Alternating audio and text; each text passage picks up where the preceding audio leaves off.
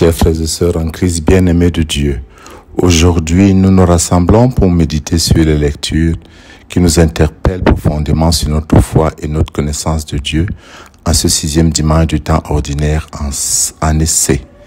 La parole du prophète Jérémie, le psaume, l'apôtre Paul et l'évangile selon saint Luc nous offrent une réflexion puissante sur la manière dont nous plaçons notre foi et sur les véritables fondements de notre bonheur. Dans la première lecture, Jérémie nous met en garde. Maudit soit l'homme qui met sa foi dans un mortel alors que son cœur se détourne de Dieu.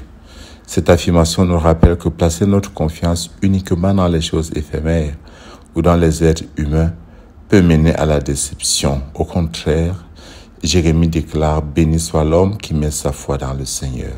Cette dichotomie entre la confiance humaine et la confiance divine est essentielle. Quand nous plaçons notre confiance en Dieu, nous sommes comme un arbre planté près de l'eau, toujours verdoyant, capable de porter du fruit même dans les moments difficiles.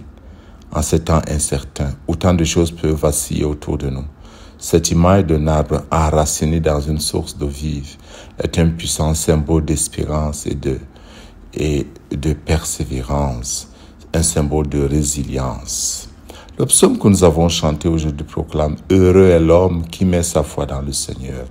Le bonheur n'est pas superficiel, il est profond et durable.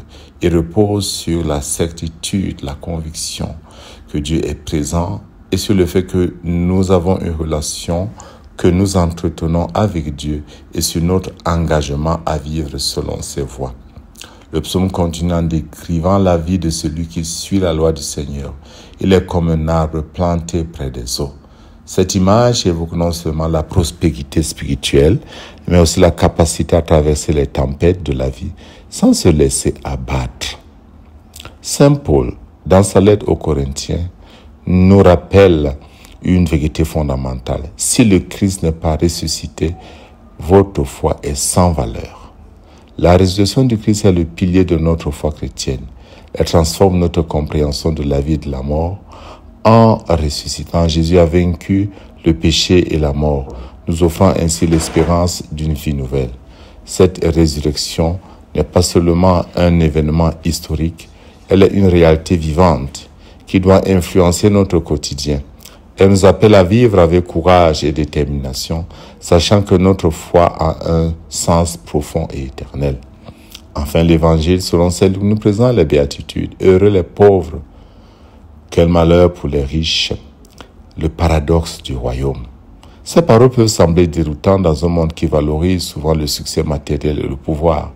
Cependant, Jésus nous rappelle que le véritable bonheur ne se trouve pas dans les richesses matérielles, encore moins dans le jugement que les êtres humains portent. Le véritable bonheur se trouve dans une relation authentique avec Dieu. Être pauvre en esprit signifie reconnaître notre dépendance envers Dieu et accueillir son amour sans réserve. Cela exige également une ouverture à ceux qui sont marginalisés ou souffrant autour de nous.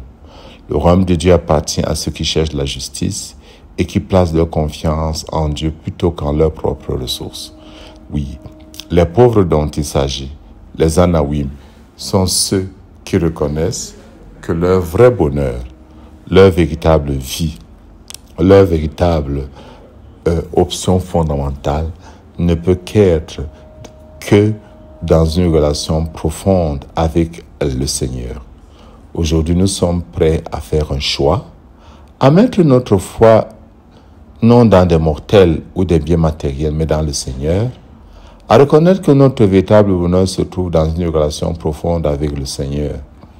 Nous allons participer à l'Eucharistie, où Jésus se donne, nous montrant le chemin. Le vrai bonheur, c'est dans l'accueil de Dieu, comme unique et véritable source de notre vie. C'est la vraie pauvreté, entendue comme disposition intérieure, qui nous pousse à dépendre consciemment de Dieu dans ce que nous sommes et dans nos options fondamentales.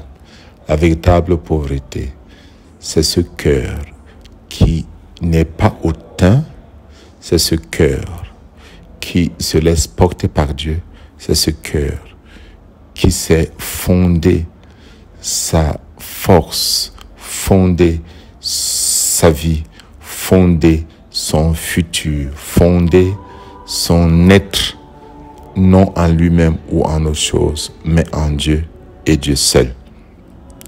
Que nos cœurs soient ouverts à l'amour de Dieu et que nos vies témoignent de cette espérance vivante que seul le Christ peut offrir.